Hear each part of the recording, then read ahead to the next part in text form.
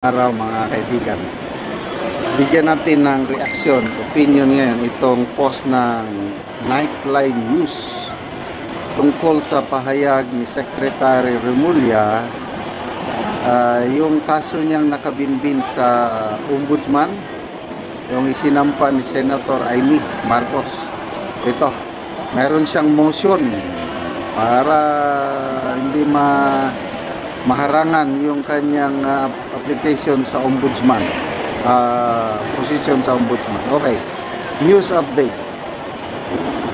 DOJ Secretary Boying Remulla will file a motion to resolve to the ombudsman in relation to the administrative and criminal charges filed by Senator Amy Marcos against him and some members of the cabinet. This is related to the illegal arrest and bringing of former President Rodrigo Duterte to The Hague, Netherlands. Remulla insists that they have only done their duty to the nation. Okay? Trabaho lang daw nila eh. Ito ang kanyang eksaktong pahayag. Trabaho namin yan. Yan. To keep the country stable, to prevent violence, to prevent the happening of any untoward acts. And I think that we are able to peacefully bring him out abroad to face the charges against him without hurting anybody physically. Yan tayo magano yung hurting anybody. I think that is the most important thing. It's the most peaceful way of doing what had to be done. Okay? So, ayan. Interesado talaga si Secretary Remulla na maalis, marisolba, maklear na ba ang kasong ito para walang harang yung kanyang application na magiging ombudsman. Okay, so trabaho lang daw nila silang 5 nakasuhan. Anyway, kung yan ang paniniwala ni Secretary Remulla, so be it, but in the hearts of minds of, I believe, millions of Filipinos na nagmamahal ay Pangulong Rodrigo Duterte, ako hindi ko yan makakalimutan for a long time, at ipapasa ko sa aking mga anak, alam nila, mga apo, maliliit, ipapaliwanag ko sa kanila na isa sa mga how will I describe it?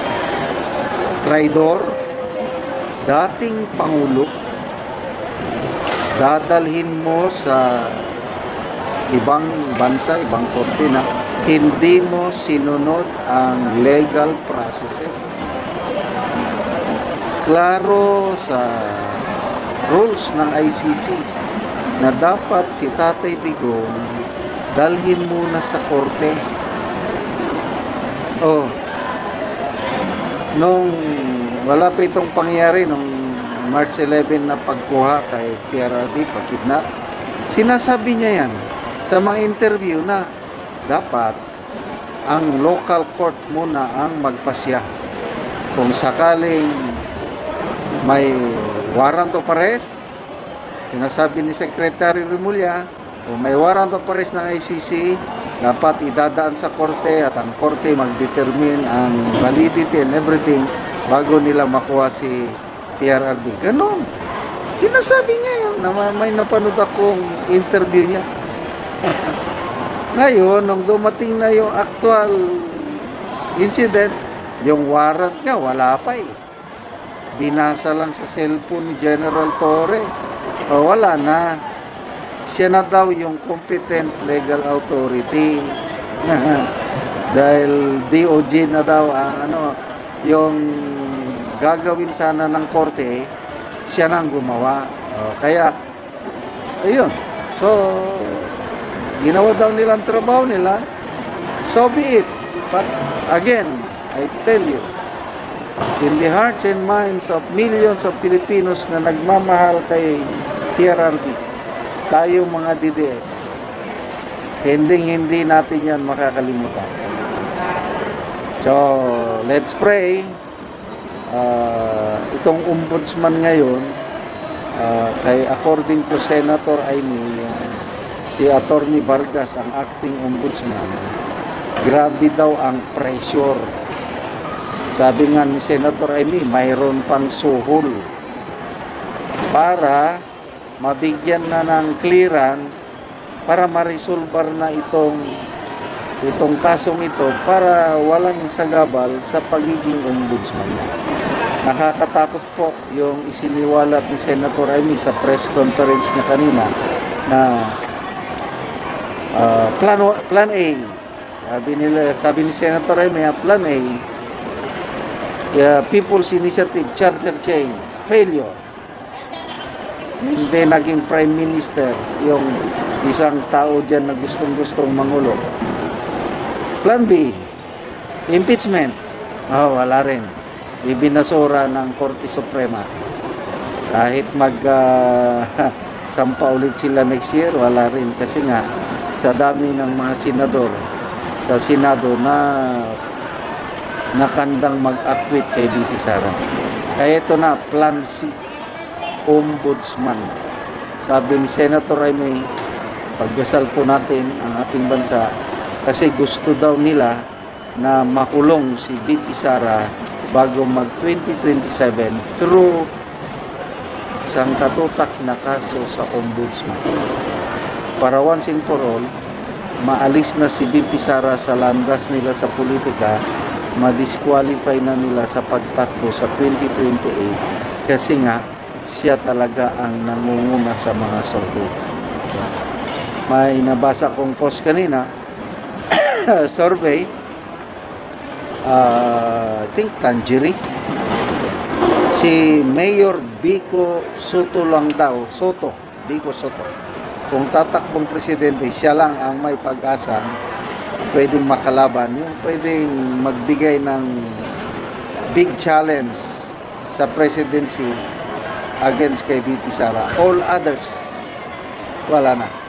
Lalo na yung Speaker Martin Romualdez, si Senator Risa Ontiveros, malayo sila.